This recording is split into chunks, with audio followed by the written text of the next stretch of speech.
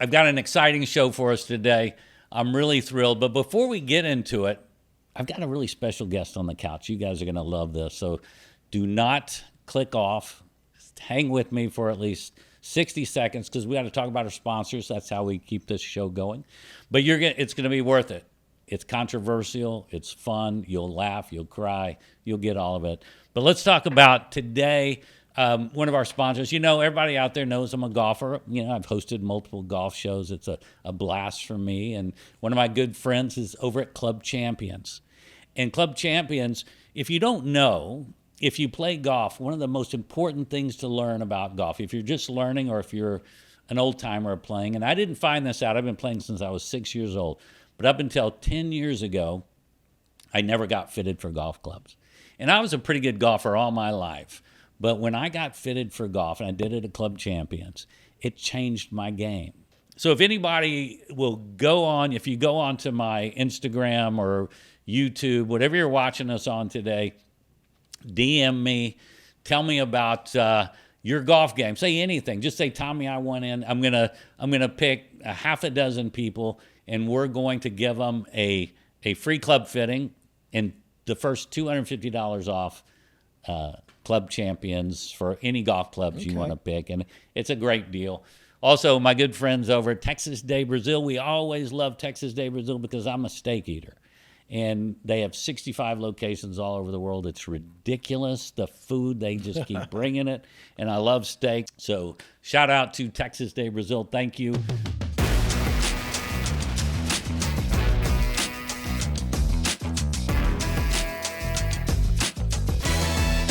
Those of you that I'll recognize, Todd Chrisley, my dear friend, he's sitting on the couch today.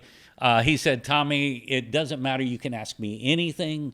So we'll talk about it because his life, if you watch his show for that 15 years, is that what we were on the air and we're getting ready to come back. So we were on the air for about 13 and a half years. 13. All America knows Todd. They know his face.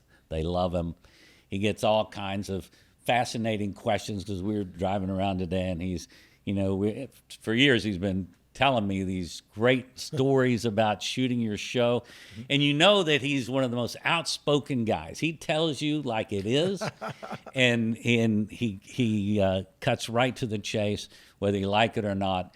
And that's one thing I love about Todd is, you're straight with everybody. Well, now, some people don't think I'm straight, but, straight speaking. All right, yes. well, let's talk about that. The big elephant in the room. They keep saying Todd. No, I read about it. Mm-hmm. They go, is Todd gay? I have thought about trying it, but it just doesn't do it for me. It's just never been, the number hasn't been right yet. No, it's, I have been pretty good with what I do since I was 14 years old, and I'm married with my children. I know that doesn't mean a whole lot in today's society, but Julie and I have been together for over 30 years. Todd, what people don't understand when you're from the South, we're gentlemen. That's right. Well, we try to be. Yeah. And I believe, well, I'm a little country, but I believe I have a good sense of style, and you got a great, I've got that. That's from a golf company, by the way. This is from Faraday. Yes. Yeah, no, it's a great one. I've got it. It's a Faraday. That's exactly right. And I love it. I love that hoodie. But, when you're from the South, I don't know. People think we're softer or whatever, but it's because we're polite. Which is ironic. There's nothing wrong with being gay. Don't get me wrong. I don't. Listen, but you can have my share. I mean, I'm going to give you, because I'm such a generous person. Yes. You can have my share of dick. I'm just telling you. I don't need it. I've got one, and I mean, I don't know what I'm going to do with two. Yeah. But, the irony of that is that men from the South are supposedly more softer spoken or more genteel or whatever. But yet, on the left side, that's what they want. But yet, if you're speaking from the right side perspective and you're from the South and you're genteel, then you have to be gay. But on the left side, isn't the left side for gay? You would think that they would embrace that. Listen, I didn't know we were going to get political, but we're going to go down deep into politics. We'll go wherever you want to go. No, I'm just kidding. So speaking of that, you've been through a heavy time. over the We have last been through the couple of valley. years. Yes. And we think about prison. And a guy from the outside, I mean, I think of prison, that's probably one of the scariest places. But I heard a quote you said about when you entered into prison and your first day there. And there was somebody that left something on your bed. A gentleman, his real name is not Jig, but that's what he's always gone by. When I got there, everything that I needed was already there waiting for me. And, our show has had such a broad appeal. I mean, we're in 38 countries still. I mean, we're the number one show streaming on Peacock as of this week. We weren't talking about gay again, but you had to bring up Peacock. There you go. There you go. We've got such a broad appeal with our show. Yes. And our demographics go from 8 to 80. And because, my mother's 81, she's on the show, so she's got her demographic. I love Then her. you had Chloe, who was little. She's now 13. You had Grayson, Chase, Savannah, me, Judy. So we were hitting every demographic. And so I go to prison, to this prison camp in Pensacola, Florida, which I have now successfully closed. Wow, really? It has closed. And this guy, African-American guy, really big and just a super nice man. And I go in and my stuff's all there. And the guys are looking at me and I said, whose stuff is this? And they said, it's yours. It was brought in here for you. And I said, oh, no, I can buy my own stuff. I have money. Yeah. And they started laughing. They go, Mr. Chrisley, we're here for white collar. You don't have anything to worry about. And I said, yeah, but I don't want to take anything from anyone. And so the guy came over a day or two later. Did you think maybe I'm it thinking was if somebody setting up for you to be his date? Yeah, maybe. And I mean, anyone knows that if I'm going to date you, you got to have money. So they call it a job for a reason. But because prison, that's the scary thing about prison for guys people like me. I go to prison, you're going to be somebody's bitch. Yes. And that's just not what it was where I was, because I was in a camp. Yeah. But I do know that happens. But Jig was part of an organization that he moved pharmaceuticals. Oh. Just not for a pharmaceutical company. And he worked with a group of people that did this and was certainly not someone that I would have ever had any reason to come in contact with in my life, or that I would have ever been looking to make friends with. And so he came in a couple of days later and introduced himself, and I had all the stuff sitting in the chair, did not bother it.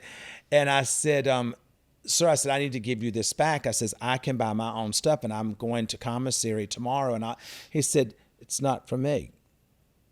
I was contacted and said, I need to make sure this is here for you. Wow.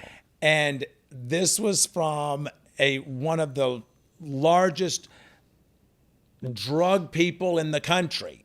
But because his mother loved our show so much, she called him and said, you have to make sure that Mr. Todd is okay. Oh, my God. And so he called this guy. I got in touch with this guy and said, you have to make sure he has everything he needs. So every month he'd come and say, are you ready for new shoes? I said, no, I have new shoes. But so-and-so needs for you to have. I said, I don't need any more shoes. I'm good. So Jig and I became really good friends, but I became friends with literally just about everyone there. I had no problems with anyone. No, I see, because of your personality. And, we've hung out a bit, and everybody you meet, they're never a stranger. No, I just think that there's a magic to that. I think that because I view life, and I view every person that I'm sitting with or that I'm talking with, that is my brother or sister in Christ. And that I get one time to make a first impression, and I want that to be a good impression. I want you to walk away feeling like you're better for that 15 minutes that you've spoken to me, and certainly not feeling worse about yourself, because if that's the case, then I didn't do my service, as a Christian. So I do think that I have that ability to speak to everyone, and I have the desire to speak to everyone. But I feel like that we have so much going on in the world today, Tommy, with people that everyone has this incessant need to be right. Boy, do they. And I don't have that incessant need to be right all the time anymore. Now, I think earlier on in my life, yes, I did, because when you have that need to be right, it means that you have that need to control. Mm-hmm. You need to control what's going on around you. I think at 57, my kids are grown. I've made some great decisions in my life. I've made some that didn't work out as well as I thought they would. But I survived all of it. But Todd, I've seen your show. You're in control of everything. Yes, and you know it from the time that Julie and I were married, I controlled the real estate because that's what I did. That's where I made my money, and I developed and built and designed, and we've made a very good living. Julie's job her responsibility was to run our house, to take care of our children, make sure they were carded from school to extracurricular activities. I worked and I paid for all of it. You know what I love most of all, though, truly, because you're a big personality. You're a star, no question asked. Everywhere you go, people know Todd Chrisley. And I've been around a lot of big celebrities, and there's a lot of assholes in the world. Well, we all have them. But no, I got to tell you, it doesn't matter where we go, you are the same to everybody. You're not trying to control anything. You know what I really loved? And I guess you get all that. You control your domain, no question. But the thing that impresses me most, and the reason we're still friends, is because you aren't this pompous ass. You want to know. When we went to a meeting today, and this young kid, you wanted to hear about his life. You didn't want to control that conversation. No, I already know about my life. I want you to enrich me by telling me what your life is. It was a special moment. And I got to tell you, that very few people have that, because most people, and especially celebrities, so many of them, their ego drives it where, yes, having an ego is important in business and in life to some, or you're not going to really, you got to kick the door open. You've got to be forceful. Yeah. Yes. But understanding how to ride that line and really care about people, and that's one thing I see in your nature that's so special. I have 6 children, and you look at your children every day, and my wife will say, "Oh my God, that was such a Todd moment." Talk about when the kids will do something. She's, "That's such a Todd moment," and then I'll go, "That came from the mother's side," and I think the thing that we have instilled, and you have 3 boys, so each child is different, for sure, and we have raised them all the same. And now I no longer adhere to that philosophy, because you can't do the same thing with every person, because every person doesn't see it the same way. That's right. And so, if I had my time to go over with my children, I would probably have made some different decisions about, not being so forceful about these are the rules, this is what you're going to do. We would have still had those rules, but I would have probably taken more time to sit down and say, why do you feel that way? Well, hindsight. Yes. Hindsight's always different. Right. Why do you feel that way? Okay, well, I understand how you feel. It's not going to change what I've just said, but I heard. So you have a 13-year-old. Yes. And you have a 37-year-old. That's right. And they're both daughters, the That's 13 right. and Are you raising your 13-year-old differently because what you've learned from going down the path with your 37? Well, I would hope. Hopefully you're not in the same place all these years later that you were when you had your first child. Chloe is biologically my granddaughter, and I adopted her when she was a baby from my son Kyle had Chloe out of wedlock. And so Julie and I adopted her, and was the greatest gift that God could have ever given us. But I am different with her. The other kids will say, "Oh, it's different. She can do no wrong," whatever. But it is different because I have that love as a grandchild, because I can see her father in her. I can see certain facial expressions of my oldest daughter, who is her aunt. I can see that facial expression, the way she holds her mouth, and it reminds me of them sitting at the kitchen counter. And it's just different. And I think that any parent, if you started having a child at 21 like I did, Yes. And then you're raising one here, at 40, I think I was 44 at the time when I got her, when Right. Chloe came to me. So let's hope that at 44, I've done this 4 other times or 5 other times now before this baby has come along. So let's hope that we've gotten better, that we're more educated about certain things, and that we're more patient. And I do believe, I see all these people saying, oh God, I could never have a child at this age in life. I just feel like that my patience is better. It has to be different. Yeah, it is because different. you know things. What you know at 21 is far different than what you're going to know at 41. 100%, Tommy. I was just, I just spoke to Chase on our podcast, Chrisley Confessions, last week. And I said, what you have to be careful of is you have to protect your peace. And tell me what that is. Well, protecting your peace is not allowing anyone in your life that disrupts what you believe is the right vein for you to be in and what brings you joy and peace and comfort. Some people thrive in chaos. Some people thrive in the tornado. Chase is 29. Okay. And so his interpretation of life, he's in chaos. Yeah. His interpretation of life as a single man at 29 years old, being on television and, having access to things that some people don't have access to is chaos. But I've tried to teach my boys that you can't turn a whore into a housewife. You can't make a silk purse out of a sow's ear.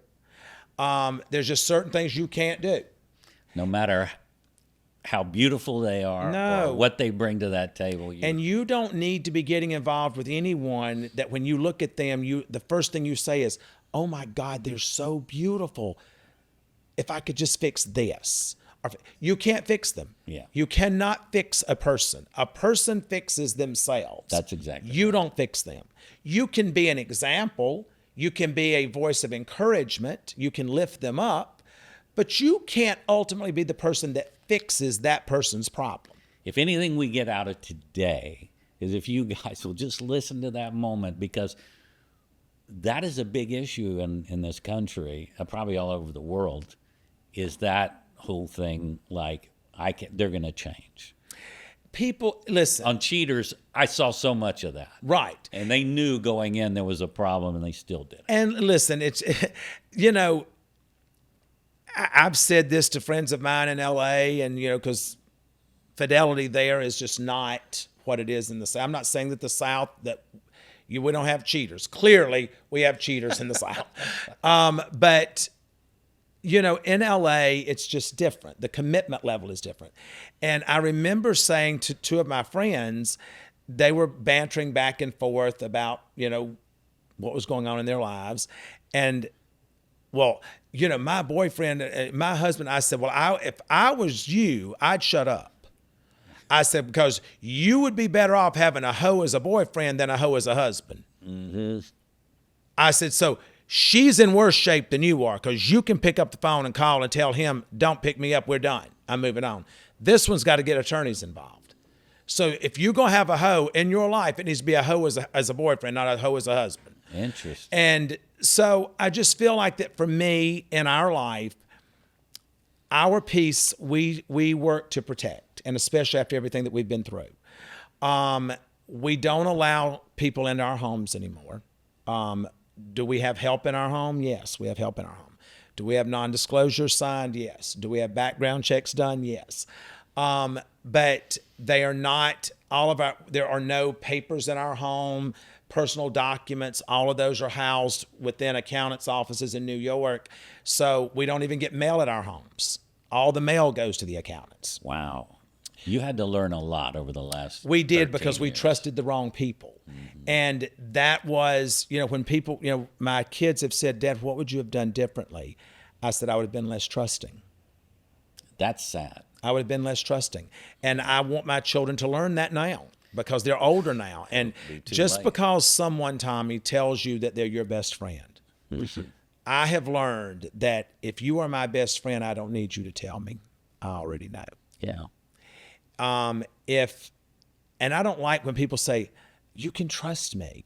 Poof. If you have to tell me I can trust you, you're selling yourself on me. Yeah. That should be my first red flag of no, I can't.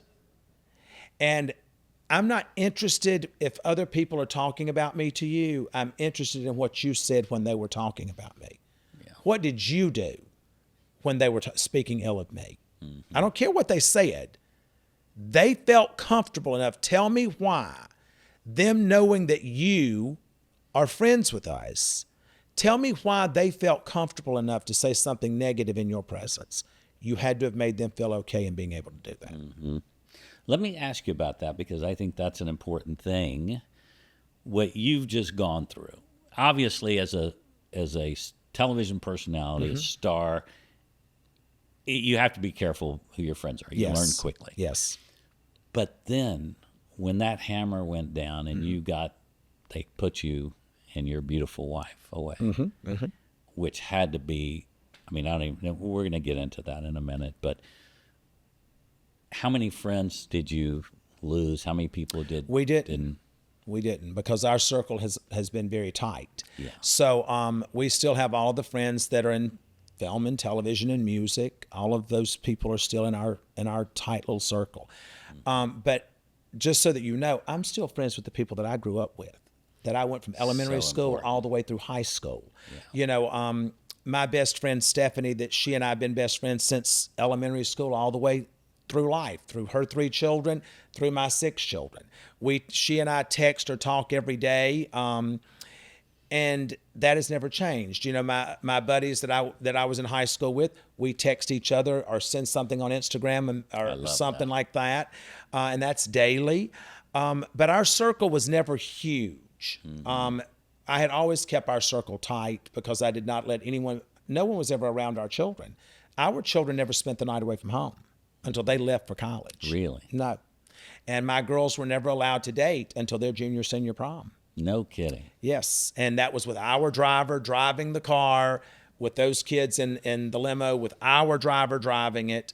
And I could text him and say, is everything okay? Yes. Do you see her? Do you see where she's at? I've got eyes on her. How about before television? That was before television. So you had a very strict understanding of what was important to you and your wife, how y'all were going to raise these kids. Yes. How did that alter once, because you were on television and the whole family was on television? It did not alter what our expectations were. Now, I think that you have to look at it from the standpoint, because I have children that have made mistakes. But I think you have to look at it from the standpoint of, it's not a matter of how you were raised that's going to be the determining factor of if you make a mistake. We're all going to make a mistake. But I like to say that my children's recovery time is quicker because of the way they were raised. Yes. My children were raised with the Bible. They know what the Scripture says. It's very clear. Their grandfather's a Southern Baptist. Bless you. Their grandfather's a Southern Baptist minister. So they grew up knowing what the word is. Now, do I have some that have stepped outside of their raising? I have.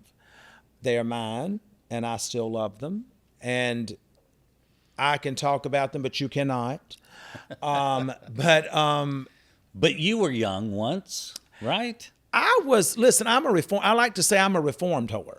There we go. Yeah, I'm a reformed hoe. But, you know, tell me again. So is that okay? No. I mean, of course we want to tell our children, we've walked down that path. Mm-hmm. Don't not do this. Mm-hmm. Walk down that path. But I've been very candid with my children. My kids know everything I've done. They know everything. They know that I had sex my first time when I was 14 years old. Wow. And I've told them, you know, these are the mistakes that you make. And my boys, I've said, you need to understand that is someone's daughter, someone's sister, someone's grandchild. And I said, and if you're treating this as a casual hookup, you know, I'm going to be with this girl on Friday, this girl on Saturday. I said, you're not just disrespecting her, you're disrespecting everything she comes from. And you're disrespecting all the time that we put into you. And they have said, but Daddy, you were doing so. I said, and I told you about that with hopes that you would not follow in my footsteps on that. But it's hard, I guess, when you're 18, 19, 20. And listen, it was well, it's hard all the time when you're a boy anyway. But you know, Excuse the pun. right. But you know, it's I didn't know we were going this way on this show, but you're getting it all right here today. but you know, I grew up in a small rural town. There was, I think, 1,700 people in my community. Wow, really? And 300 in our graduating class. And you just didn't talk about who you were having sex with. People did not, that was not a topic of Is this discussion. in Georgia? South Carolina. South Carolina. People did not talk about it. Now, obviously, we were all doing it, but you just didn't talk about it. Yeah. And now, you know, listen, I say that if I'd have had a cell phone and all this Instagram and Facebook and stuff, It would have been trouble. I'd have never been able to walk. I'd had to walk on my hands. But See, because you moved to California. at 18, Young. At 18, I left. My parents left to go on a cruise. My mother had enrolled me at Clemson University Wow. to be an engineer. Mom. Yeah, I was not going to be an engineer. I may engineer my life, but it wasn't going to be engineering. And she was so proud because I come from very hardworking people. My parents worked in a textile factory, and my mother's dream was to have her son graduate from Clemson University as an engineer. And I remember it was the hardest decision I had ever made, and I was so afraid, Tommy. My parents left to go on a cruise, and back then, you're talking about 1986, Yeah. you got your credit card statement in the mail. And, you know, you could literally just get the credit card statement with the number, get on the phone, call Delta Airlines, and give them that number on that statement, and they booked you a ticket. Wow. And so my cousin was married to Lyle Alzado at the time, played for the Raiders. Oh, yeah. And which you were friends with. I was friends with Lyle. And so That's scary because that just shows how old I am. But I ended up getting my mother's Discover credit card and calling Delta and bought me a one-way ticket to LA. All you kids, don't listen to Don't this. do what, well, first of all, it's not, they don't send you paper statements anymore. But I bought my ticket and went to LA. My parents came back, I think it was like 10 days later, and wanted to know where I was. And my brother said, he's in LA. And I remember my mother calling and weeping. She was so heartbroken. And she said, what are you going to do with your life? You're going to mess your life up. And I said, but it's my life. And I think about now when my kids push back on me on certain things, I go back to that one conversation with my mother when I said, but it's my life. Yeah. And so, you The know. reality hits. doesn't it? Yes. And so Did you have dreams of wanting to be an actor? Why Hollywood? I think Why that, LA? no, I don't think it was that. It was just, I was from such a small rural town, and I had watched, you know, my shows that I watched back then was Dallas and Falcon Crest and Knots Landing and Dynasty.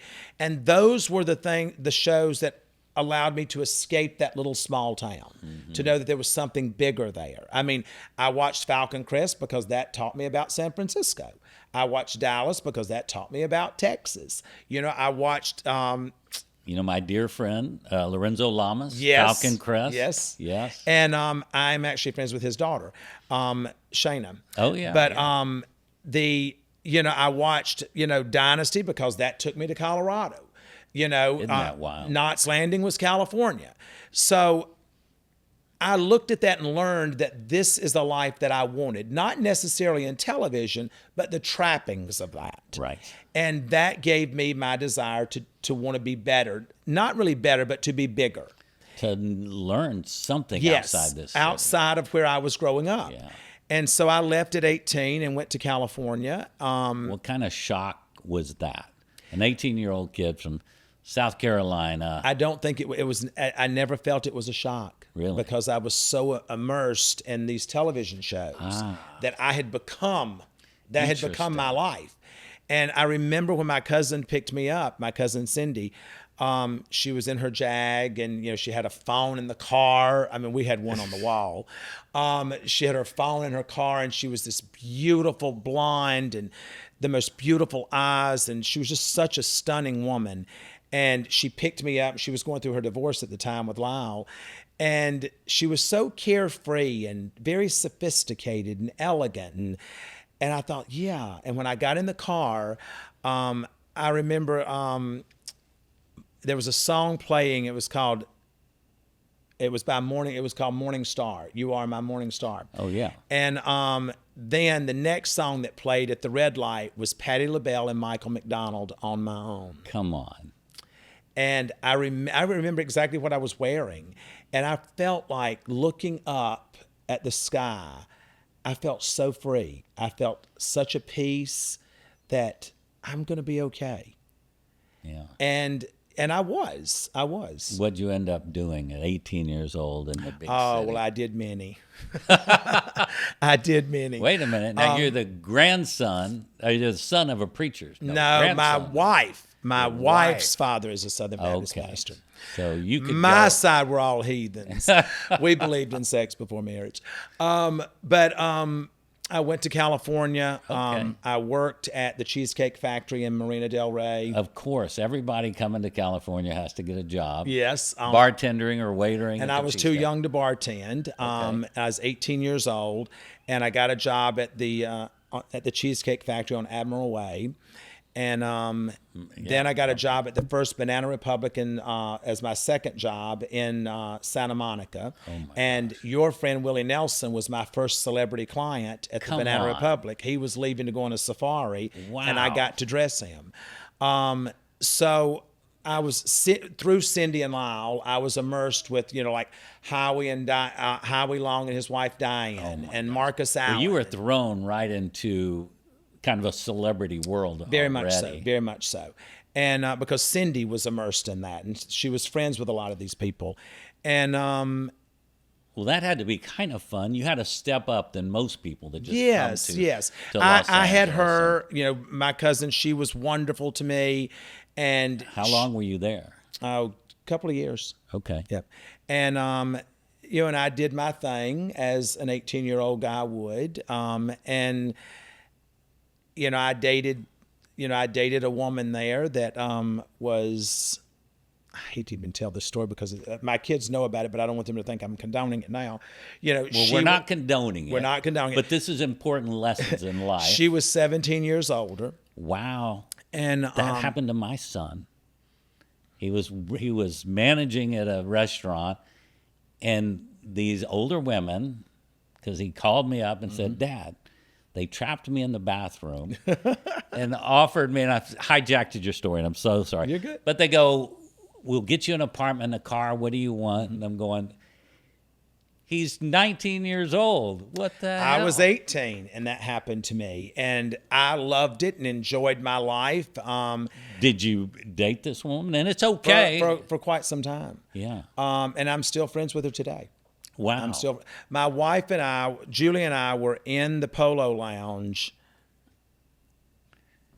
10 years ago. Is it bad to say I like the mint juleps and the Polo Lounge? We were at the Polo Lounge, and she was in there. Really? Mm-hmm. Yep. Wow. And I walked by, and I looked at, I'd gone to the restroom, and I saw her sitting there, and I looked, and she looked at me, and I went back out to the patio where Julie was, and we were sitting right here at the trees as you go out from where the piano is. Sure. We were sitting there, and she was sitting right on the inside, so that's that whole wall of glass, and I'm watching her the whole time thinking, oh, my God. And you knew right away. I knew who she was. Because it had been how many years? Well, I mean, I was 20 when I left, so I was there from 18, and so it started pretty much relatively quick. So like it's been 25 years since you've seen her. Yeah, she's had great work. She's had great work. Still looks great. And, still married to the same guy.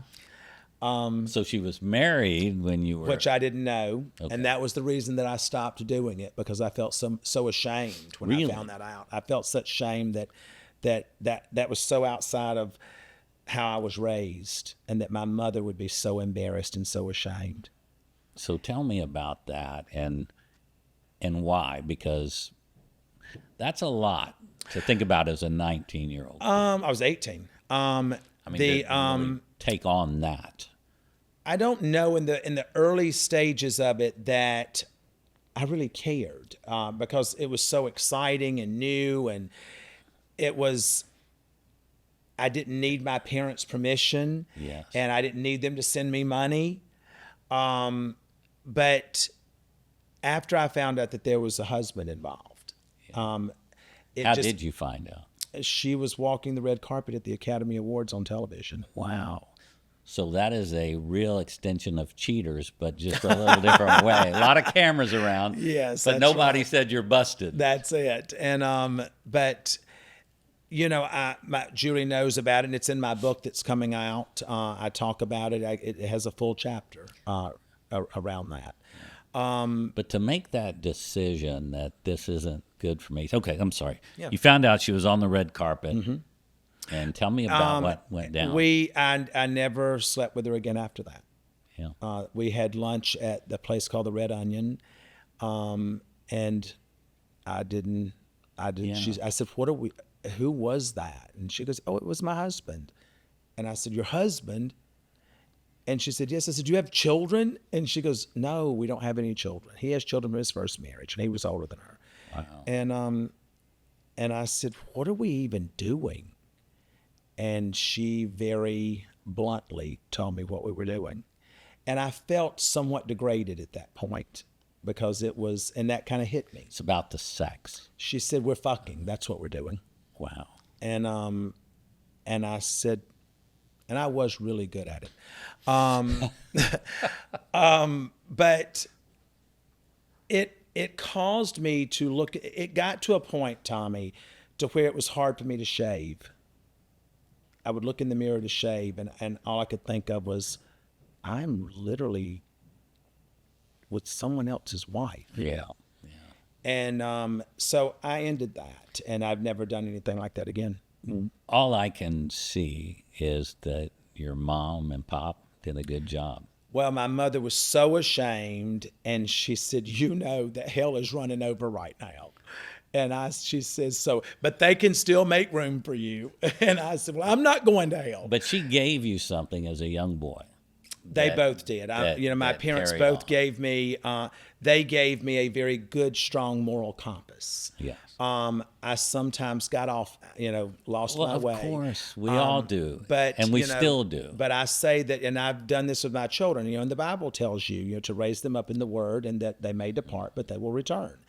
And I did return. And I've tried to raise my children by being honest to them, to tell them the mistakes that I've made, scenarios that I've been involved in, and to say that this is not going to work out any differently for you than it did for me. Yeah. It's just a different year, but the scenario is the same.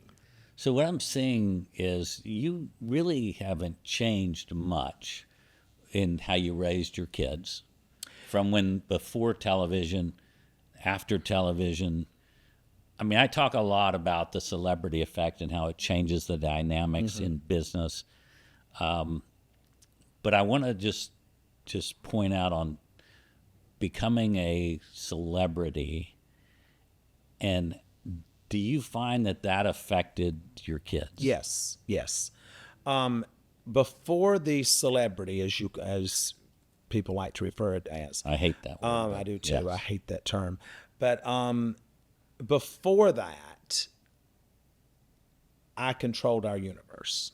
I controlled what went on in our home, where my kids were going, what they were going to wear, making sure they were dressed appropriately. My girls were not allowed to wear skirts that was up to their ass. We had guidelines that we adhered to. Sure. And our children were able to expect from us that they would have a roof over their head, food on the table, they would be clothed properly, they would be educated properly, they would receive medical care, and they would be loved beyond anything in the world. Even if they didn't have all of that, we would still love them so much that they would not even think about what they didn't have. And but when the celebrity came along, before that, I was controlling who my children could talk to and who could get into our home and whatever, who had access to them. At this time in 2013, you had Twitter, now X. Social media. You had Twitter and you had Facebook, which I was on none of this. When our show started, Tommy, they flew in social media people to train us on social media. Mm-hmm. And I remember the guy that was sitting there training me and Julie on this Twitter and Facebook, and our kids were like, "No, Daddy, you just do it this way." Oh my God. And I'm like, "How do you know how to do this?" And they just kind of like, And every one of them had fake accounts already. Oh my God. So they knew how to do it. And I believe that, going back to what do I do differently today that I didn't do then, I try not to put my children in a situation today to where they have to lie. Mm-hmm. I don't come to them and say, did you do so-and-so and so-and-so with that tone? Because that's automatically going to place them in a defense mode. That's right. And they've got to start figuring out, okay, I got to get on balance here. I got to get on point. What do I tell him to where he's not going to lose his shit with me right now? And when they were growing up, I'd say, I'm going to ask you one time. And if you lie to me, you're going to get your ass tore up. Yes, sir. And they would lie, like in the social media stuff. But, the celebrity part of it was that I no longer could control that the world had access to them now. Yeah. They had access. They had access. A lot of stuff. The whole world had access to my children via, because we didn't have Instagram at that time, Twitter and Facebook. Mm-hmm. And there was one where you could Snapchat. That's the one where they go away, right? That scares me. Okay, well, that's the one that I think where they go away. The messages go away. Yes. And so then that came about. And then Chase was getting all these nude pictures from girls, sending him these on this Snapchat thing. And Savannah was getting stuff. I was getting stuff. Julie, bless her heart, God has just placed a protective hedge around her. She's never received anything. Really? Mm-mm. She's never received it. She's never received anything. Could she have handled it though? Yeah, I think Julie's probably better equipped to handle it because she just doesn't allow that into her universe. Yeah, smart. She doesn't feed it to where I'm like, why would you think to send this to me? What did you think what was the response you were hoping to get? Yeah. Lose 40 pounds and come back. But Chase was the star. Chase has always been the star. How old was he when? Chase was 16. So Chase was 16. And dealing with high school and 16 is a lot going on. And on already. television. And at that time, Tommy, our show was airing on USA, and then the next day it aired on E. Wow. And the next day it aired on Bravo. Bonnie Hammer, who ran all of the cable format for USA and for NBC, she said, we're going to place this show on 3 networks to let it find its footing. Wow. And they never expected it to do equally well on all of the networks. And now it's still airing on E, it's still airing on USA, and it's still airing on Peacock. Mm-hmm. And then Bravo at Christmas time had reruns of it. So we're 4 networks that it's on. But this is a 16-year-old kid who gets a Range Rover on the show. Wow. He's living in a 30,000 square foot home. He's going to one of the most prestigious private schools in the Southeast. Now, would he have gotten a Range Rover if y'all even weren't if he had on the not show? been on television? Yeah. Yes. Yeah. And so that's what people don't understand a lot when they see that.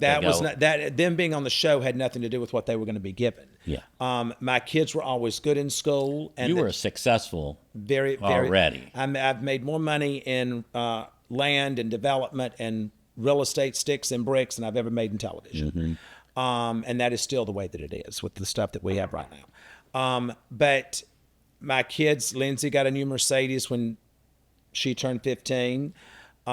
She was a great student in school, and that was the requirements that I had. I will make sure you have a beautiful life. In exchange, I want good grades from you. I want excellent behavior, and do not let a phone call beat you home. I don't want someone else telling me that my child has stepped outside of the way we're raising you. Mm-hmm. And I never had that. My kids didn't make their mistakes until after they got grown and gone, old enough to know better. But again, some of the things the mistakes that they have made, I've made them. There just wasn't cameras following me. There wasn't paparazzi camped outside of my house. It's a different game today. It's a whole different game. And today, when I was 18 years old, sleeping with whoever I wanted to sleep with, a woman was not putting on Facebook, or we didn't have any of this stuff. Right. oh, I banged Todd Chrisley last night. Yeah. No one's talking about that. I mean, I've watched girls talk about having sex with my son Chase on Twitter. Oh my gosh. Yeah. Now, thank God they were good reviews. But, you know, right. It was, you know, and for his mother, that's shameful. For me, Of course. it's not so shameful because I know that their boys are going to be boys and these girls are going to be boys. Because So- I think these girls act more like boys today than the boys do. Do you think celebrity obviously it's changed the dynamic Yes. of your family? When you look at it today, at your kids and what Chase, you know, he's probably had one of the most difficult times. No, Chase has not had the most difficult time. Kyle had the most difficult time. Chase had a difficult time with alcohol. Chase turned to alcohol when this whole thing happened with me and his mother. You have to remember they have never been away from us. Yeah. And So that's when it happened. Julie and I had never spent a night away from home until the day that we both self-surrendered. That's incredible. So when I traveled to New York for press, Julie was right there with me. When I traveled to LA for the upfronts, or in New York for the upfronts at the Javits Center, we were all together. So it's not like that when press is going on, it's not like we're not all there. We all have to do press. Right. So we're all getting on the plane, flying to LA to do press or to New York to do press. When I did the Steve Harvey show, you know, filling in for him and doing things with him in Chicago, The whole I family. stayed there at the Ritz, and Julie was there at the Ritz with me. So he didn't have that structure. We worked together every day, Tommy. You know, we worked together from every Monday through Thursday. So your oldest son, did the television piece affect that? No, he already had substance abuse issues. Again, you know, he grew up in a very affluent surrounding. Those kids shouldn't say those kids, my kids, those kids, they all had access to so much money that they could get whatever they wanted to get. And I say this, I lost my brother to drug abuse. Right. And we're all raised the same. And so it's just happens in life. And so many of our families today and throughout America, it doesn't matter who you are, what you have access to it doesn't can just insulate get a hold you. of you. And some kids, they just can't let go. Yep. Fortunately for Chase, when I came home and I saw him, he had lost 30 pounds. And I started, you know, going through my phone and getting, you know, looking at text messages that people had sent to my number. And I sat down with Savannah and talked to her. And she said, well, you've seen him. And I says, and I'm getting ready to snatch a knot in his ass. And so Chase and I sat down and I told him, I said, I love you more than anything in the world, but I don't love you enough to sit by and watch you kill yourself. Yeah. So you have to decide today that you're going to rehab and we're going to address this and we're not going to hide it. It's going to be filmed. The world's going to see it. I said, because if what you're going through right now helps someone else's child, then it was worth it. That probably helped him It fight did. through it. It did. It did. He found his purpose. He went to a faith-based rehab center in Florida, which has been a godsend. It has changed his whole life. It's changed his whole perspective. He had worship service, you know, every day, chapel. He did have access to 2 therapists that were with him at all times. And then he had to do group therapy, which is something that he did not want to do. Let me ask you a question. When you and Julie came back and y'all saw this struggle he was in, what were those conversations like for you two when the house is quiet? We hit our knees at the foot of our bed and we prayed. And I said, God, I surrender all. I give my son back to you because there is no safer place for him to be than in your care. And so I handed my son back to God. And I said, if you see fit and you think that we are capable parents, you will not take him. And if you leave him with me, then that tells me that everything I'm doing is not wrong. Mm-hmm. And there just was no fight, Tommy. He didn't fight. It was like he was exhausted. He was ready. And when we put him on, we got on the plane. What was going through Julie's mind when y'all? She was heartbroken. She was heartbroken. This is a mother. This is someone. That's what I mean. This is a mother who carried him for 9 months. It's her first child. Did y'all ever fight about it? Did you guys ever? Julie and I, we don't have that kind of marriage. Yeah. We don't have that kind of marriage. Julie it wasn't this is your fault or your fault. It was. Well, it couldn't be my fault or her fault because she and I have never drank. We've never had that in our home. We've never been around it. We never had our kids around it. So we never internalized this as this is our fault. Mm-hmm. This is a decision our grown child has made. Because a lot of parents, they struggle with that. A lot of parents that struggle with that are struggling with maybe something that they did that may have caused that. Mm-hmm. Chase is, the way that Chase dove down into his therapy, and I don't want to get too much into it because that's Chase's story to tell. Of course. But the thing that he said to me that was so pivotal was he said, I had to really dig deep to realize that it was my fault. He said, the harder I dug, the deeper I dug, the more I realized that I was the common denominator. Mm-hmm. And he said, I just had to own it. And he says, and once I owned it, and he says, and when you told me, Dad, getting off of our plane, he said, when you said, son, there is no shame in a man getting help. Bingo. And I said, let me tell you something, son. I said, when you see a man with a scar, I said, what does that mean? He said that he had an accident. I said, is that what you say? Yes, sir. I said, well, when this therapy is over, I need for you to see that he had a scar, but that he healed. That's why the scar's there. Wow. And he hugged me on the runway there, and I wrapped my arms around him, and I held him for 10 minutes, and we were both crying. And our security was, I couldn't go with him. Yeah. Watching them put him in that car and to take him was a hard thing. But I will tell you that I slept for the first time since I'd been home because I knew he was under a doctor's care, that he was there, that they would call me and tell me if something was wrong. They would tell me if he was quitting the program. Mm-hmm. And every day I worried about that phone call coming because Chase is so strong-willed. And but he would call me every night and he'd say, hey, Pop.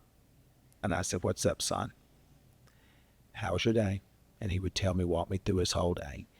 And I said, well, here, talk to your mama before she gets pissy and thinks you love me more than her. I know you do. And she'd take the phone and talk to him. And so he's in the best place that I can ever remember him being in. And he understands now what celebrity is and what the value of it is, which is very little. Yeah. At the end of the day, it's very little. What the value that you should have as a man and a woman today, in my opinion, is your true value comes in your relationship with Christ. And I know this for a fact because I have experienced it firsthand. I felt God put his hand on my shoulder when Julie had breast cancer. And I dropped to my knees and begged him not to take her. And I physically felt God's hand touch me and say, take her to Johns Hopkins. She will be fine. I've got her. That's powerful. And so from that point forward in 2012, when Julie was diagnosed in March of 2012, I was raised in the church my whole life. Mm-hmm. But I had never had that moment of where I physically felt God's presence like tangible. And I felt it that day. And I felt it again when I went to prison. God said to me the first night that I was there, I was crying when the lights went out because it was the first night I'd been away from Julie. It was the first night I'd been away from my children. Tell me about that moment. Tell me about lying on that cot. I had a bunk bed, and I was fortunate. I had a gentleman there named Melvin, who is one of my best friends, will be one of my best friends until the day God calls us home, and we'll be friends in heaven. He's a police officer from New Orleans. And I want to know about Todd. Todd by yourself.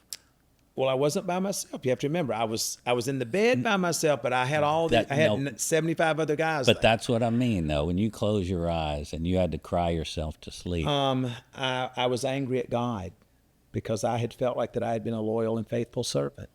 And I realized that was me being prideful. That was me saying that I was a loyal and faithful son. And then I had to literally look back in my life at things and realize I could have done that differently, or I could have been kinder in my approach to that, or I didn't have to be so hard. My position didn't have to be so hard at that time. I could have used a more gentle hand. So you started reflecting. Yes. And I remember that night when I went to bed and I said, God, why are you allowed? I know that you exist, but why are you're the God of all things. You're the great healer and revealer. Why are you allowing this to happen? If you wanted to stop this, you could stop this. And I remember going to sleep. I cried myself to sleep. And I remember God coming to me in my dream, and he said, I have planted you where I need you. And when you leave, they will rise. And I didn't understand what that meant. And I'm friends with Joel Osteen. And I would call Savannah. I'd say, I need you to email Joel and ask him what this means. And Savannah came back. She said, Daddy, everyone says you know what this means. You're just not wanting to acknowledge it. I said, I don't know she says, then go into prayer. And then I ended up, there was a gentleman there named Mr. Summers, who was an older gentleman, and he was there for selling penny stocks. Our government is so screwed up, but this elderly gentleman there was like 67, and he was there for selling penny stocks. There was no loss. No one lost anything. But because something was not registered the right way with the SEC or whatever he was doing, he ended up getting 18 months. Wow. Well, during this time, I knew something was not right with him, because I would be walking back from working out and he'd say, Kyle, I need to talk to you. And I said, I'm Todd. Stop it. Did you call your mother today? And I knew that something was wrong here. Mm-hmm. And so come to find out, he was getting dementia, or early onset Alzheimer's. And I ended up being his caregiver. Wow. There. And I was the only one that he would do anything if I told him, because his son's name was Kyle. My son's name's Kyle. And so he thought I was his son for whatever reason. That's good work, folks. I made sure he ate every day, and I made sure that he went to take his shower, and I would change his bed and stuff every week, because your laundry was done on Wednesdays. Amazing. And so I made sure that he had clean sheets, and I started realizing that I had not done enough with what God had given me. And the Bible tells you, to whom much is given, much is required. And to store up all of your grain, all of your worldly riches, while your neighbor is going hungry, that's not what God intends. And so I knew Mr. Winters is the one who helped me figure out, without him even knowing, to whom that I had planted you where I need you. When you leave, they will rise. God planted me there so that I could be a voice for those that had no voice.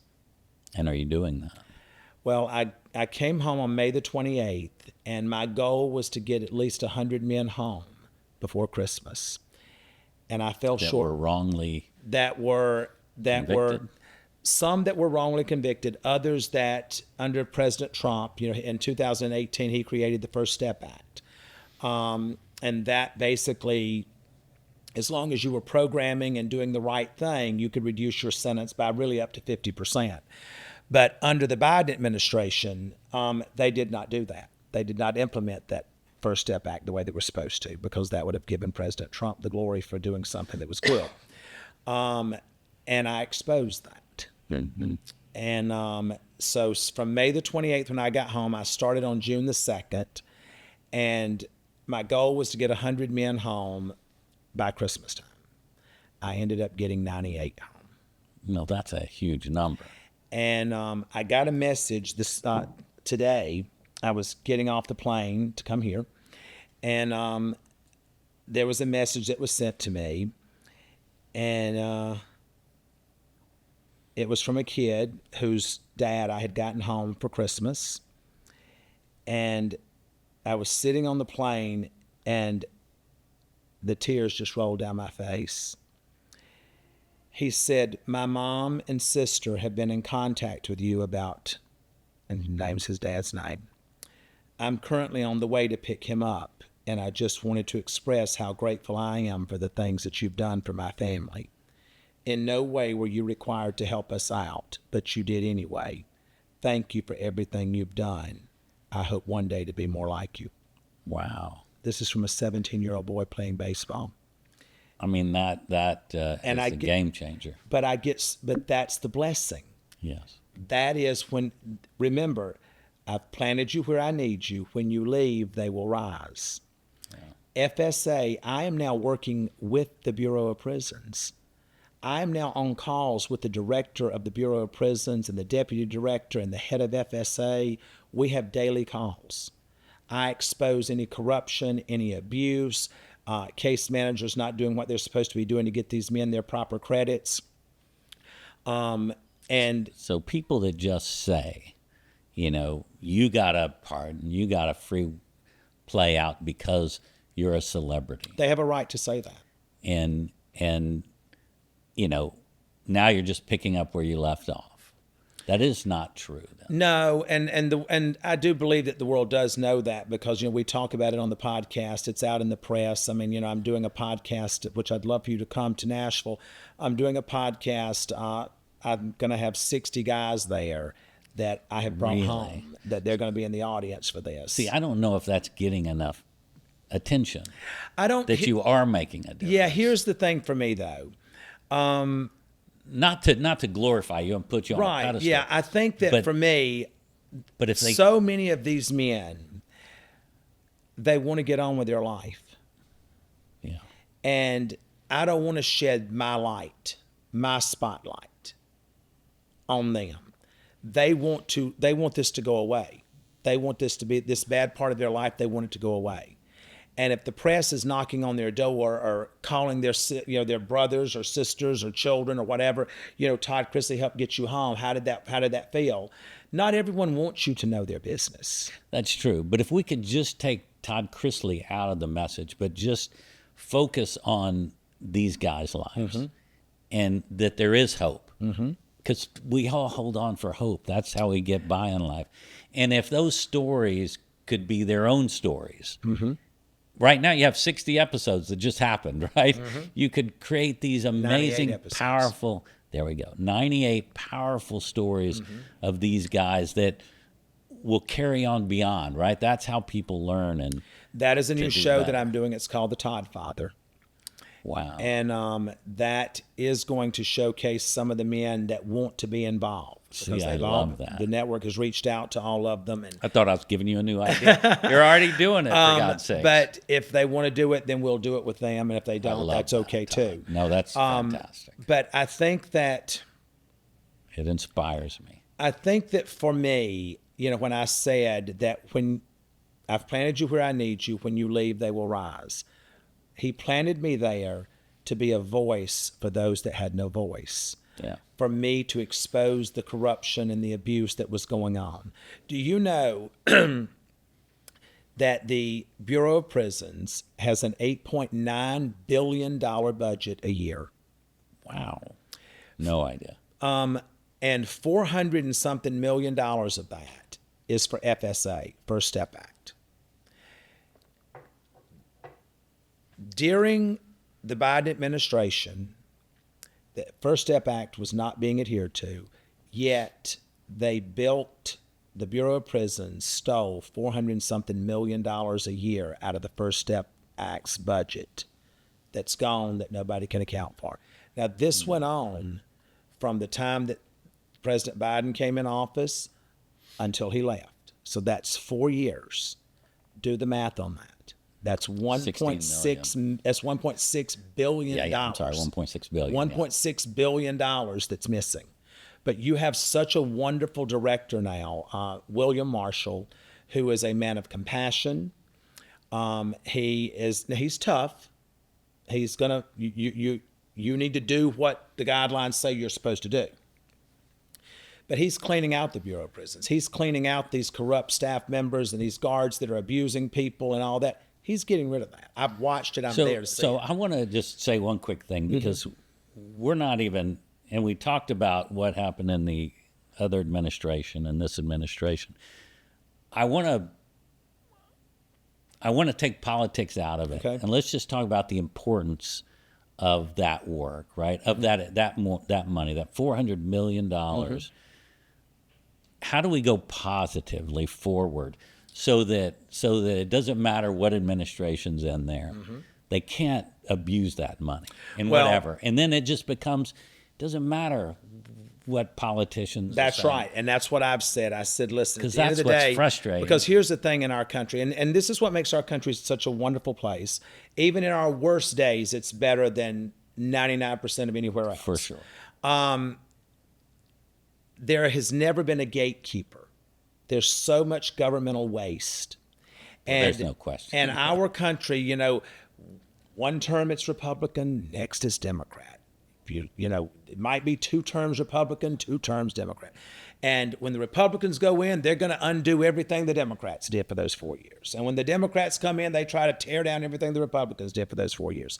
Until we as a people come together for the common good of mankind and acknowledge that none of us are better than the next person, that we're all God's children. We all make mistakes. We all make mistakes. None of us are free from sin. We're created from sin. That's right. So none of us are free from sin. How do you do that? You have to have gatekeepers. You have to have, I know that the BOP is working with KPMG now, which is one of the largest accounting firms in the world.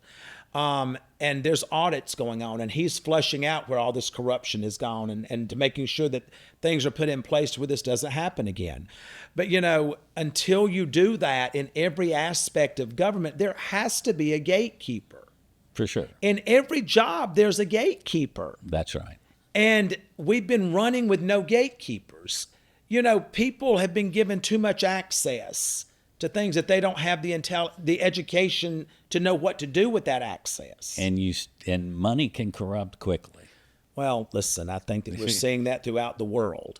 And, you had said something about, what about the people that, well, you're a celebrity and that's why you got your pardon and whatever. I don't know. I do know that I was there for 28 months. President Trump was there for 10 months or so after he was elected. He was sworn in January. I left in May the 28th. And Savannah had been working diligently that whole time about bringing it out in the open about what had happened. And our attorneys, Alex Little, was wonderful, and so was our investigators, and the people that worked for us, bringing all the evidence to the forefront. And when the Department of Justice reviewed all of that, they made the statement that something is not right here. This is corruption, and it's now currently back with the FBI, and it's being investigated again over people like the federal agent lying under oath at the trial. Former CEO lied under oath. They've now discovered that. That's the difficult thing about celebrity, is all of a sudden people want to make an example out of you. An example. And, so would we have gotten the pardon if we were not so visible? I don't know. I'm grateful to God for you surely wouldn't have gotten a crazy sentence like that. No, and the Department of Justice looked at that and said, at most, this should have been a 24 to 36 month sentence. But he got 12 years and she got 7. There's something going on here. And not to negate when people, break the law, there has to be. That's right. And listen, something for that. If Julie and I had done what we were convicted of doing, I would sit here and say, you know what, Tommy, I screwed up. Yeah. But when you know better, you do better. I'm never going to tell you that because I know what we did and what we did not do. Mm-hmm. When it go, the problem that we have, one of the problems that we have is that we need to do away with prosecutorial immunity.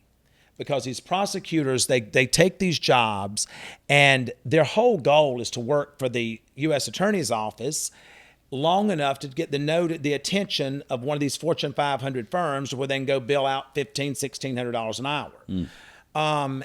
And that's what we had. That's what we had. We sued the Georgia Department of Revenue and we received a 7-figure settlement. Which is unbelievable. They settled with us while we were in prison. Yeah, who does that? Now think about that. You're bringing us up for tax fraud, but yet here we're suing the Georgia Department of Revenue, and their insurance company pays us a 7-figure deal settlement because there was no money owed. While we were in prison, we got a refund that was mailed to our accountants from the IRS because they had realized that we had paid a $467,000 payment that was more than what we had supposed to have paid. Wow. But yet we were convicted of tax fraud. Yeah. So, when you start putting all these things together, you have a jury, and I don't mean this in any kind of condescending way, because you couldn't tell the electrician that's putting all this stuff up. If I'm on a jury and you're telling me about this wire and whatever, I don't know what that is. No, they're lost. So you've got this jury pool here. There was not one accountant on that jury pool. There was no one in television on that jury pool that knows about tax credits and anything like that. There was no attorneys on that jury pool that wrote all these contracts for us, and that because everything we did, Tommy, we did not move without 5 attorneys. Of course. On everything that we do. Now we got 10. Because we literally are afraid to do anything. We don't sign anything anymore. All of that is with the attorneys and with the accountants. We don't do anything. No one touches our money. No one knows what we have. All of our bills are paid by someone else. We don't set up utilities for our homes. We don't do any of that. And it's a shame that you can't do that because that's one of the things that, as an adult, that you do. Of course. And we can't run the risk of that for someone saying, oh, but listen, when they filled out their application for power at this company or they got this mortgage and they said 3 people were going to be living there, but now his mother lives there. Well, is that mortgage fraud? So we're just not going to run that risk. But the jury never understood, and they never understood this case. And our private investigator went and interviewed the entire jury pool. And they said, had we known that the IRS agent had lied, we would have acquitted. Wow. But because she worked for the IRS, we just assumed that she would be telling the truth. Yeah. And that's one of the problems that we have in this country. That, I was raised growing up, my mother used to say, you trust a doctor, you trust the fireman, the policeman, and your preacher. That's who you're supposed to trust. Sure. Okay, well, every other day there's a preacher being indicted or going to prison for molesting somebody. Police officers, I have witnessed it, the abusive conduct that goes on in a prison, so they ain't worth shit no more. You're trying to deal with that either. Firemen, I hadn't really dealt with them, so they're the lone man standing at this point. But at the end of the day, do I think that there are people that are wrongfully convicted? Yes. I think it's happening every day. I think that you have overzealous prosecutors. Just so that you know, these prosecutors are no longer prosecutors, and they're not with law firms anymore. So what does that tell you about the biggest case in their career, and they get let go from the U.S. Attorney's Office? Yeah. Something's wrong. One of them went to work for the FDIC and one of them went to work for Meta, reviewing contracts. no trial attorney wants to end up in an office reviewing contracts. Yeah, that's right. So, that stuff is coming to light. Was it hard? Yes. But I'm going to tell you something. My life is richer today for it. I have a peace that I have never had. And I feel blessed every single day, regardless of what happens. I still feel blessed. And the day you were laying in that bed, that first night in that bunk with all those other guys, crying yourself to sleep, you didn't imagine 3 years later, 2.5 years later, you would be going, I'm better for that. No, because I was so angry. No, I know. Yeah. But isn't it amazing? How God will turn it. Yes, and how life, and that's what we want to teach our kids. That's right. That's right. Just be patient, because he put us here for a reason. And it's hard, because I learned this many years ago. I used to say to my father, I said, but I pray to God every night to give me patience. And he said, stop doing that. Stop asking God to give you patience, because in order to gain patience, you've got to go through trials. Boom. And so then I understood I don't need to be doing this. And, I said to my kids, we were all sitting at the table last week having dinner, and I said, we were talking about keeping our circles close. I said, listen, you need to learn about people. And I said, it's okay to have people in your life. And it's also okay for you to place them exactly where they need to be. That's pretty sharp. And I said, so when this person over here, you tell something to, and then that person goes and says, I'm going to tell you this, but please don't say anything because she asked me not to. That's already a betrayal of trust. So when people do that, and you let them get by with it one time, you open the gate for future abuse and betrayal. That's right. So you don't get that. You get that one time with me. And after that, I'm still going to love you as my brother in Christ. But, the Bible does not say I got to forgive you and feed you too. I'll tell you today, though, what we're talking about, just between you and me. Nobody's listening. You're right. So we can go ahead, just let it go. You don't, God says you must forgive. He does. In order to be forgiven. But he doesn't say that you have to forgive and bring them to your table and sit them down with you. Yeah, then you just become stupid. That's it. And so I've never been accused of being stupid. Been accused of a lot of things, but that's not been one of them. I called your agent and I asked him and your attorney. If you can say this to me. I just feel like that I'm in a much better place. I'm at a better place in my marriage, and Julie and I have always had a great marriage.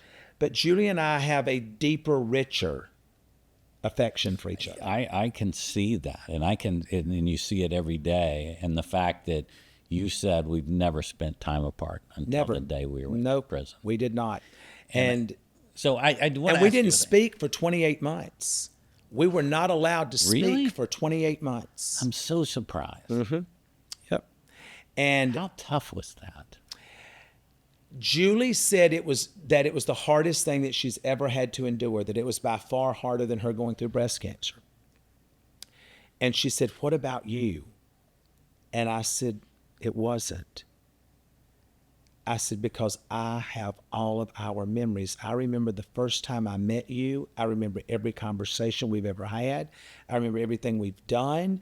And I says, and I remember your laugh and your smile. I hear it all the time. But Todd, were you scared? Were you scared that she's going to be a different person when she came out? She is a different person. I'm a different person. How did you know that y'all would match back together? God.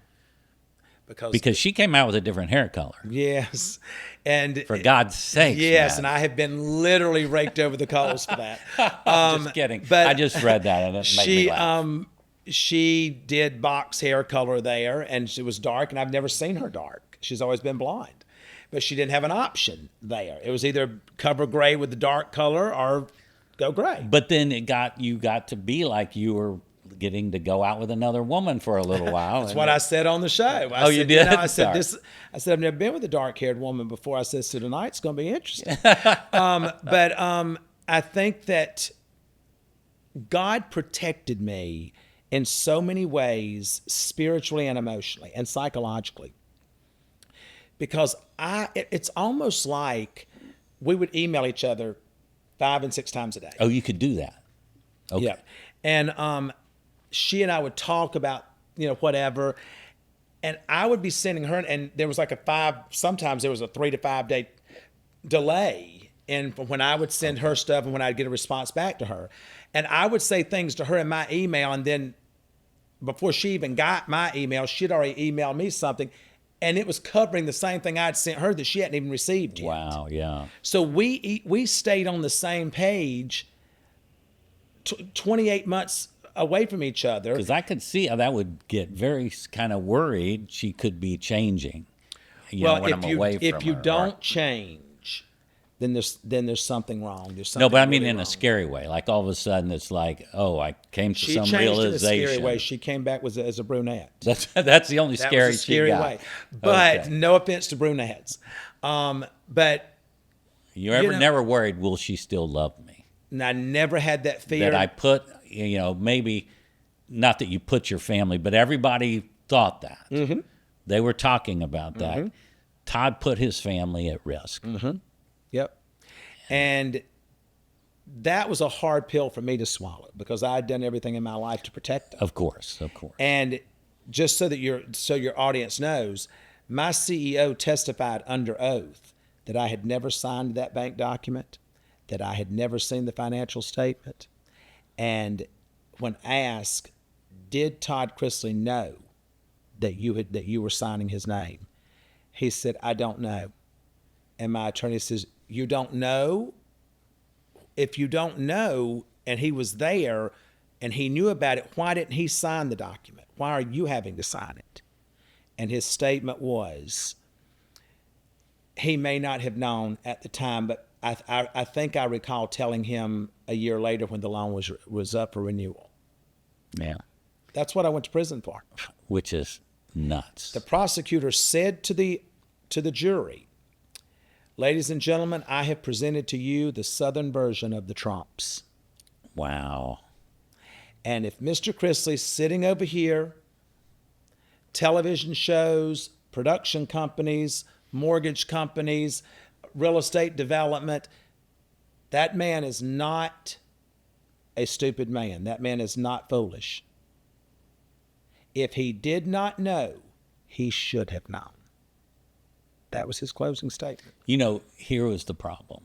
Because the jury, they don't win the level of revenue and the level of money that when you build a company and companies and businesses, you have to delegate. That's right. Not like the normal guy that has a job. He goes to work. He does his taxes at the end of the year or goes to H&R Block. Sometimes you got a lot going on. That's right. And it's hard you can't have your finger on everything. If you are going to, here's the thing. And they don't understand that. And that's why. That's right. And here's my thing. If I've got to do everything, then I don't need to be paying anyone. That's right. My CEO was paid $1.5 million a year. My attorney's millions of dollars a year in billing hours. Oh, yeah. And which, by the way, now that all this has come out, we are now filing suit against our former accountant who has acknowledged that he erred. He's testified to it, and he said it to the FBI agent that he made a mistake, that he was behind, that the numbers were so big that we were the largest client that he had, and he was overwhelmed. So now we're suing him and suing his insurance carrier because you've now admitted that what you did was wrong and that you never made us aware of it. And you put me in prison. That's right. Come and on. then we've turned around, and now we've placed 4 of our attorneys on notification and their E&O carriers that we're going to be suing them for negligence. Yeah. So now does that get us our 28 months back? No. Will it give me money? Yeah, it'll give me that, but I already have money. But what it will do is it will show my children that even when I got knocked down, I fought my way back up, and I tried to make a wrong a right. And what was done to our family was wrong, and I'm going to fight and continue to fight until it's made right. And not only to your family, but everybody all the people that are put in places and put in situations, that are wrong. Mm-hmm. Believe me, I've been through it. Mm-hmm. I've been in court way too many times. Mm-hmm. And I've suffered having a jury that didn't really understand the magnitude of what our business is. Mm-hmm. Well, and I'll tell you something right now. The whole purpose, and we hired a woman out of New York that all she does is trial strategies and to review the case. And she said, y'all lost the case, she says, in the opening argument and the closing argument. She said, because he made this a focus on your wealth. Yeah. He made the jury resent you, hate you for being this family that had all of this money. And, Todd, look at page so-and-so where he's talking about your children at 21 years old having their own mansions. And he used the term mansions, Todd. Do you know how many times he says mansion in his closing and opening argument? 27 times. He was crushing you before. He talked about us getting on our plane and going to L.A. to have our hair cut. That's not what happened. We had a home in L.A. You know that. And we would leave Atlanta, fly to L.A., be there for 3 or 4 weeks filming or doing something. And while we were there, that's where we got our hair cut. Sure. But he made it sound like we're getting on a plane, a private plane, flying out of PDK in Atlanta to Los Angeles to go to Jose Bears to get our hair cut. The whole thing was to separate you from that jury pool. That's right. That's right. And he did that. Oh, he was successful in doing that. No. And we also had a judge that literally, I don't agree with these lifetime appointments. Because, I don't either. No, because you had a judge there. She was literally so out of her bandwidth. The woman is so bad on the bench that the Fulton County has an attorney there in the courthouse that when she gets a financial case, she pushes everything to him for him to do the research on and to tell her how she needs to roll. Oh, wow. That's strange. Yeah. And so, she never understood the case. It started out as $36 million. Now, keep in mind, there was no money lost. Yeah. Nobody lost any money. Said, $36 million. And then the prosecutor says, no, it's really 17. Well, no, it's really 4. But the tabloids are going to run with that $36 million number, not the $4 million number. Well, I'm going to open this podcast with $36 million. But it's No, I see it. No, of course. And when you're on television and you have a platform and it can be a bigger billboard, then they're gonna. There was an email that was sent with the Georgia Department of Revenue that said, in the subject line, it said to catch a big fish, and it was sent out to everyone within the Georgia Department of Revenue's tax recovery division. Wow. And said, give me the names of the biggest fish in the state of Georgia, because the Georgia Department of Revenue needs a case that's going to bring us some publicity. That's scary. And 9 people responded to that email, all with the Chrisleys, the Chrisleys, the Chrisleys. They're the biggest thing in Georgia. Well, all I know is I had a big charity event and for puppy dogs, and you brought your family down. Mm-hmm. And you didn't ask any questions. You just said, we're here to support. Okay. And it was just a gift and sweet and never asked for anything. I said, well, we'll put you up. No, we're not. You're not spending that money on I didn't us. want you spending the money because that's your charity. Yes. And the money needs to go, that's raised, needs to go to what needs to benefit what the charity is standing for. But it just shows your humanity. Well, I want to do the right thing. Do I always do the right thing? I try to. Sometimes it doesn't work out the way that I wanted it to, but I'm not going to stop trying. We talked a lot about your life. We got very, very personal, and thank you for being straight and honest about everything. We do talk a lot about business on this show, and I try to help young entrepreneurs in making decisions. And you laid out some real scary things about life in the world and business, and how people will identify you. And, people are, if you make money, people are always trying to get in your pocket. That's right. But you built a company and a business before you were ever a celebrity. And and you had this wonderful family. If you had to go back today, would you say no to the television show? No, because I think our show has done so much good for families. I know it because I we still get thousands of pieces of fan mail every week. Yes. And people talking about how our show has helped them in their darkest days, that it helped them they battled depression or they battled alcoholism But even though you see how it has changed your family dynamic, right? No, because listen, that's happen not really up to me. That's up to God. Yes. And God allowed the opportunity to come to us, and God expected us to do, like I said, to whom much is given, much is required. And God expects us to do with what He gives us good things. Could we have done better? Yes. I think that when the show took off, no one ever expected it to do what it did. And it was picked up after the 4th episode of the first season. It was picked up for another season 2 and 3. I became more of a recluse. I didn't like the intrusion of people. I didn't like people camping out at our gates, leaning over the walls, trying to get pictures. We couldn't get out of the gate Julie couldn't get out of the gate to go to the grocery store. And I became a recluse. So I wasn't doing anything with what God had given me because I retreated. I went out there when the network said, you got to go do this, you got to go do that. But they flew me in. Security picked me up, took me to wherever I had to go, ushered me back out. I was back on the plane and back home. I never spent the night. I could have done better with that. I could have learned to handle my anxiety about things like that and done use better. That megaphone. I could have done better with that. And now I use it for the way that I believe God intends for me to use it. Would I change it? No, because my children have weathered the storms. Now, are there other storms coming? Yeah, they are. I don't know what they are, but they're coming because as long as we're living, there's going to be a storm. Of course. The beautiful part about it is that if you can ride out the storm, the sun is always going to come up, and every storm runs out of rain. That's good. So my children they've been through the valley, and they've suited up in their armor. They know what they're supposed to do, and I have got some fighters.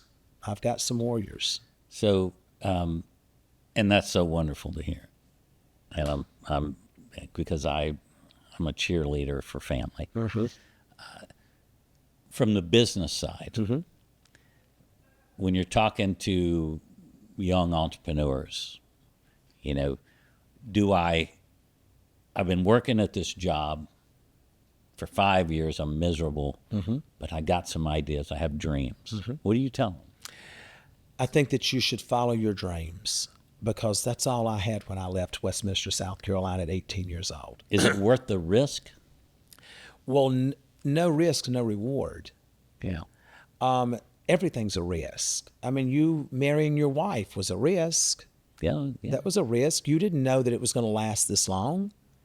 25 years. Right. Crazy. So you didn't know it was going to last that long. You doing all the shows that you've done. You took a risk. You didn't know if they were going to be picked up for a second season. I tell my children that anything in life worth having is worth working for, is worth fighting for. So if it's what you dream, if it makes you feel alive, if it's a passion that you have, pursue that passion. And there also has to be a time of being realistic. Sure. Pursue your dream, give yourself a certain amount of time to make this dream come true. And if it doesn't come true in that length of time, you either have to step back and say, okay, I'm going to reboot here. I've got 24 months of experience of why this didn't work. what could I have done differently? Now I'm going to give myself another 2 years, and I'm going to do it this way. And after that, if it didn't work, that's probably not the dream you may have. It's okay to may pivot. not be the dream that God has for you. Yes. All right. So how about your daughter? Beautiful lady, doing so much. She did so much for you and your wife. Yes. And God, I know, led that hand. Yes. But she started a company. Yeah, Good Girl RX. And so to do that, though, when she came to you and said, Pop, I want to do this. She didn't come to me. Oh, really? She did not come to me. My daughter started this company on her own. Wow. And she started Good Girl RX because she felt like that women were underserved. Now, which was kind of an anomaly for me because women make up the largest percentage of consumers. They sure do. They spend the money. They spend the money. And I said, well, what do you mean, after she started this company, and she was telling me about it, I said, what do you mean that the whole world, all marketing is geared towards women? She says, but only geared towards women on things that are comfortable to talk about. She said, I want to be able to own a company to where women can go online and purchase products. She says that they don't want to go into a store and buy. They don't want to talk about in public that, if you're doing Ozempic, you don't want to tell somebody you're doing Ozempic. If you're doing, hormone replacement, you don't want to tell someone that you're doing hormone replacement. So that's what Good Girl RX is. It's all things for female health. And it has done better than we could have ever imagined. I looked at her numbers yesterday because she will say, I said, well, I want to see what the numbers look like, on a rolling basis. I want to see and I just sat there and I was looking at these numbers and I literally just put my head down and I prayed to God and I said, God, thank you. I see you. I see you because I see him in everything that's going on in our lives right now. God says that he will restore you and he will redeem you. He has done that. And, Chase, Chase is going on 7.5 months, 8 months sober. Chase wanted to create a beverage line that was for people that, non-alcoholic drinks that people could still have in their hand in a bar or whatever, that did not feel the pressure of having to drink because they're there. Sure. And when he started Gold Drop, he did come to me and he sat down and says, Dad, where's my holes here? And I looked at it and I studied it for about 3 or 4 days. And I called he and his partners in and I said, here's why this is not going to work. The intention is pure, but that's all you got. You don't have a strong, you don't have a strong manufacturer here.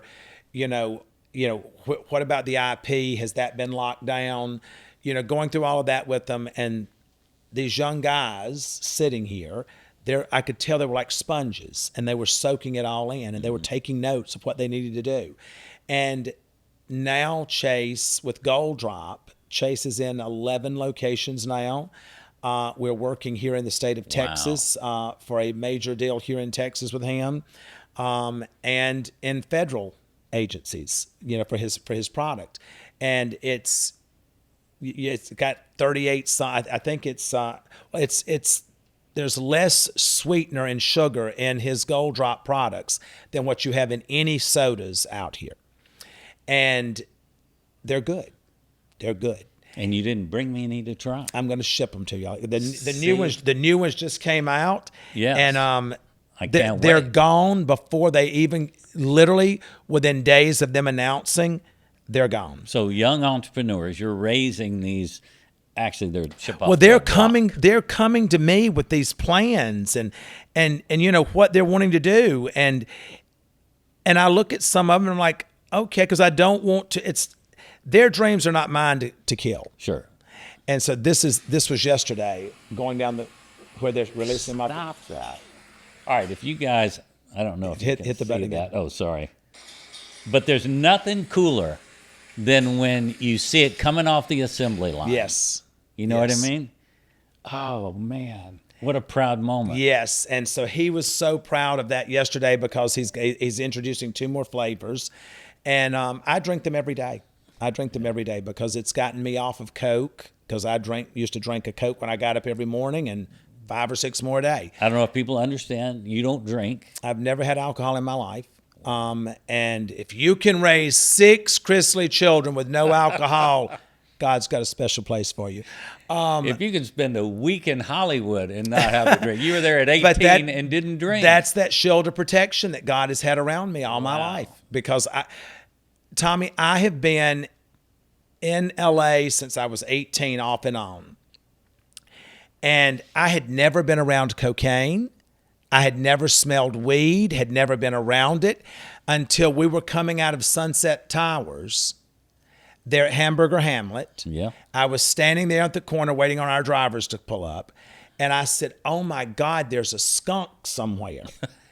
And Chase goes, huh? I said, you don't smell that skunk? And he goes, Dad, that's weed.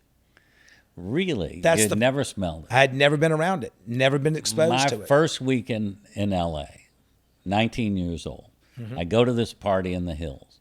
And I'm a kid from Corpus Christi, Texas, a little bitty town, kind of like you were. Right. And there was a bowl on this coffee table with a white powder, just a mound of it, of cocaine.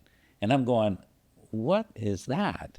And I was just this green kid out of See, I've never seen it. I've seen it on television, but I've never seen it. It was, I thought I was on television. It was crazy. Well, you know, this has been fabulous. You know, one of the things, I rescue dogs on TV, and it's after 40 years of being on television, this is the best work I've ever done.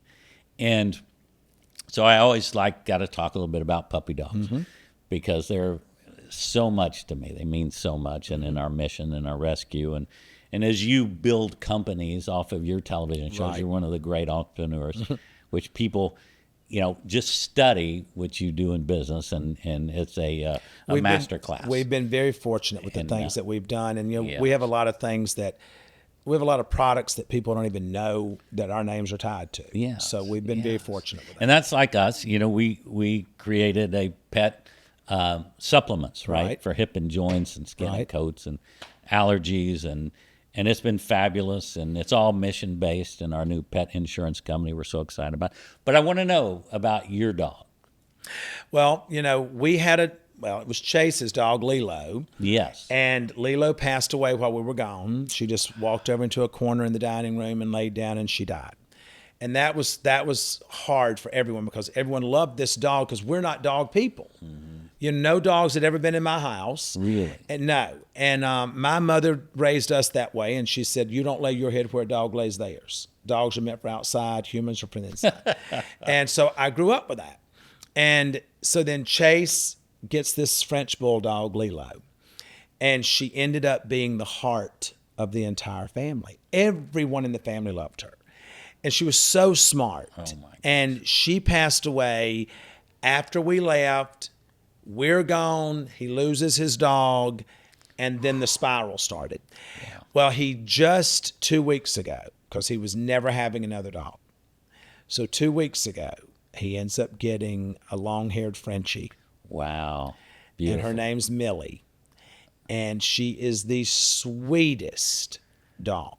I said I wasn't getting tied up with no more dogs, that I'd had my one with Lilo, and I wasn't doing it anymore because Chase ended up going into a penthouse in a building, and he couldn't take her with him. And so we ended up getting her. Come on. And so she ended up being our dog.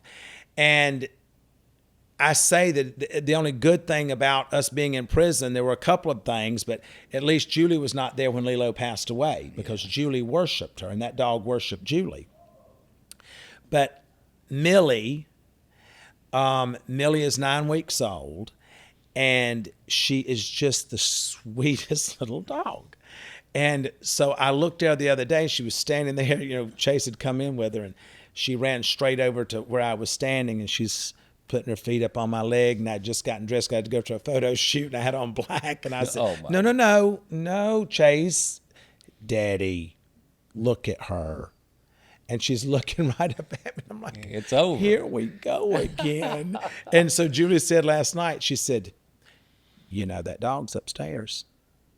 I said, I don't care. I just don't care.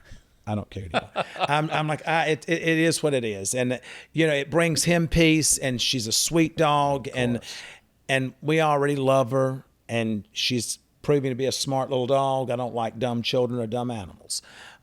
So she's proven to be a smart dog, and my mother lost her dog. She had a teacup Yorkie. Oh, my gosh. And she passed away when we were gone, and she had Miley, Miss Miley Cyrus. She had Miley for 14 and a half years. Oh, man, that had to be tough. She weighed 2 pounds. And my mother could say, now, Miley, do you want to go to the casino with Nanny? Come on. And that dog would run and jump in Mama's Louis Vuitton Neverfull. Because she knew, because Mama could take that bag in and sit it beside her. And she would tell Miley, she said, don't you make no noise, Miley. And that little dog would lay in her bag until Mama would take her outside to pee.